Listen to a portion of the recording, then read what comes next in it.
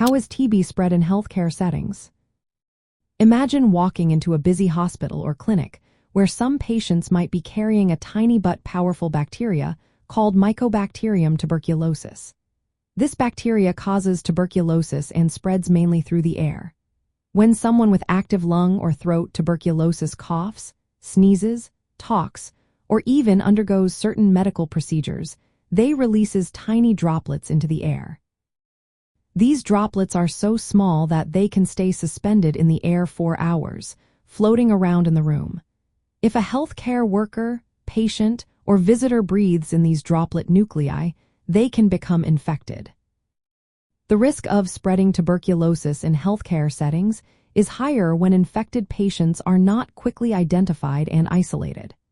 Without proper measures, the bacteria can easily travel through the air, especially during procedures that generate aerosols.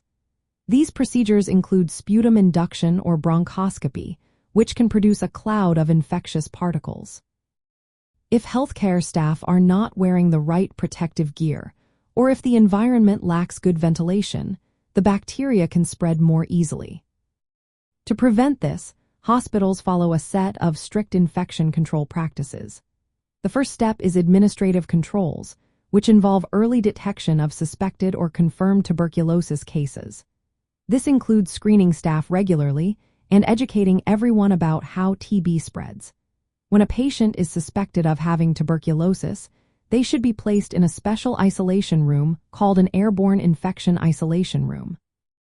These rooms are designed with negative pressure to prevent contaminated air from escaping into other parts of the hospital.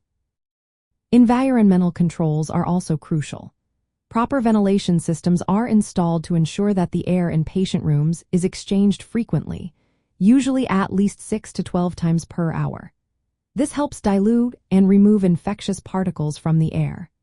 Local exhaust ventilation, like hoods or booths, can be used during procedures that produce aerosols to capture bacteria before they spread. Healthcare workers must wear personal protective equipment such as N95 respirators, which filter out tiny airborne particles. These masks are essential when caring for patients with active tuberculosis or during aerosol-generating procedures. Additionally, patients with suspected tuberculosis should wear surgical masks when outside their isolation rooms to prevent spreading bacteria to others. Screening and testing healthcare personnel regularly help catch latent or active infections early.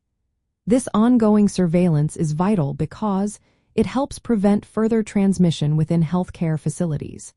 When all these measures are combined, they significantly reduce the chance of tuberculosis spreading in healthcare environments. It is important to remember that controlling tuberculosis in healthcare settings is a continuous effort. High-risk areas, especially those serving patients with HIV or in regions with high TB prevalence, requiring extra vigilance. By following strict infection control practices, hospitals can protect both staff and patients from this airborne disease.